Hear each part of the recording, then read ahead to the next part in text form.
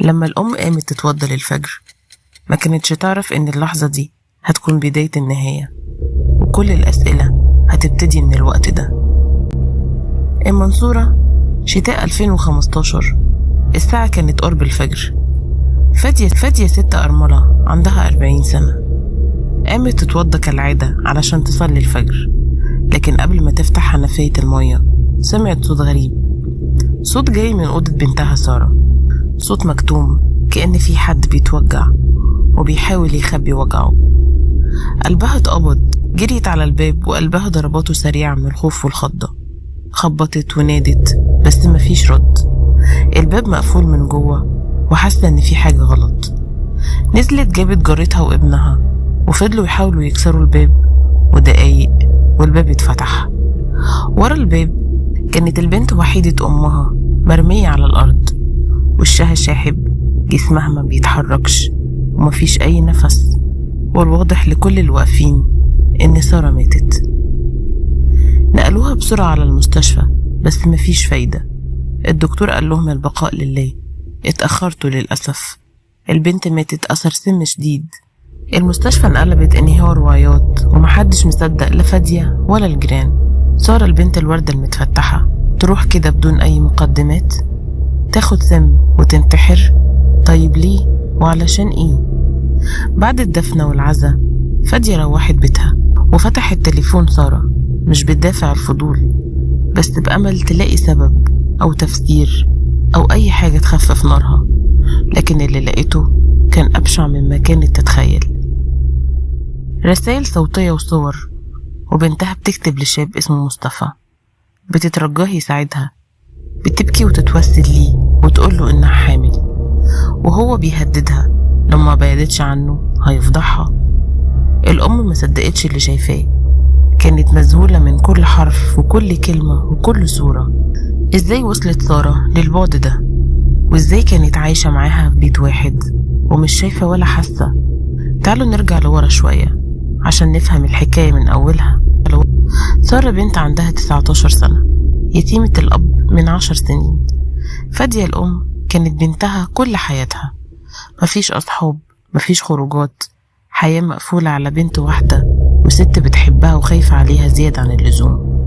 حتى لما دخلت كلية تجارة، فادية من كتر خوفها عليها ما كانتش عايزاها تروح المحاضرات، لكن سارة أصرت وترجتها ووعدتها هتخلي بالها من نفسها وكل خطوة هتكون بعلمها. وافقت بشرط تروح معاها كل المحاضرات، وفعلا حصل. كانت بتوديها كل محاضراتها وتروحها وتنزل معاها تصور ورق وتشتري ملازم. بس بعد مرض فادية في الترم التاني بدأت سارة تخرج لوحدها وتروح محاضراتها، تشتري طلبات، تتعامل مع ناس، تاخد مساحة أكتر، وكانت فاكرة إنها بقت كده كبيرة، بس للأسف ما كانتش مستعدة. في الكلية ظهر شاب اسمه مصطفى أكبر منها ب8 سنين، ساب الهندسة بعد ما سقط فيها كتير ودخل كلية تجارة. كلامه حلو وشكله جذاب وثقته في نفسه كانت مغرية. البنت ما شافتش حياة قبل كده. اتقرب منها خلاها تحس إنها اتولدت من جديد. اتكلم معاها عن الجواز، عن الحب والمستقبل، وهي صدقت. أوقات كتير كانت بتفوت محاضرات عشان تقعد معاه، وطبعا ما كانتش حكت حاجة لأمها عنه. العلاقة تعمقت أكتر، بتحكي له كل حاجة، بتشاركه كل تفاصيل حياتها. ومع الوقت بدأت طلبات مصطفى تتغير وتكتر. كان عايز يقابلها بره أكتر، وبعد كده طلب تزوره في شقته بحجة إنه مريض. في الأول اعترضت وقالت مش هينفع وما يصحش، بس للأسف بعد الإلحاح والاستعطاف وكلام كتير يطمن أي حد راحت. لكن مصطفى ما كانش مريض، كان بيستدرجها، وتحت ضغط عاطفي واستغلال واضح سارة دخلت معاه في علاقة غير شرعية، مش مرة ولا 2، لأن للأسف مع الوقت بقت العلاقة دي ورقة ضغط عليها يهددها بيها كل ما حاولت تبعد. وبعد شهور بدأ جسمها يتغير وبدأ الشك، وبعد اختبار بسيط من الصيدلية الصاعقة نزلت عليها. سارة حامل. جريت تكلمه ما بيردش، تبعت له يختفي، بعدها يرد عليها برسالة واحدة: حلي مشكلتك لوحدك، أنا ماليش دعوة. ومن هنا بدأ الانهيار. قفل تليفونه، عمل لها بلوك من كل مكان، هددها إنه هيفضحها لو فضلت تزن عليه وتبعتله. سارة ما كانتش قادرة تتحمل، بقت عايشة في رعب، مش قادرة تحكي ومش قادرة تكمل. فضلت أيام في أوضتها ساكتة، ما بتاكلش ما بتشربش، والأم شايفة بنتها بتموت بالبطيء لكن ما تعرفش السبب. قالت يمكن ضغط مذاكرة وامتحانات. حاولت تتكلم معاها وتهون عليها، بس اللي كان في قلب سارة بركان ما بيخمدش، وعقلها هيتشل من كتر التفكير. وفي ليلة كتبت آخر رسالة: أنا مش قادرة أعيش أكتر من كده، الموت أهون عليا من الفضيحة. شربت السم وقفلت باب أوضتها بالمفتاح، وفضلت تتلوى على الأرض لحد ما ماتت. كل ده كان موجود في تليفونها. فادية قعدت تقرأ كل الرسايل وتبكي بالساعات. قررت توقف بكا وتبدأ تحاسب. راحت بلدها، وبعد 3 شهور عزلة رجعت بيتها تاني.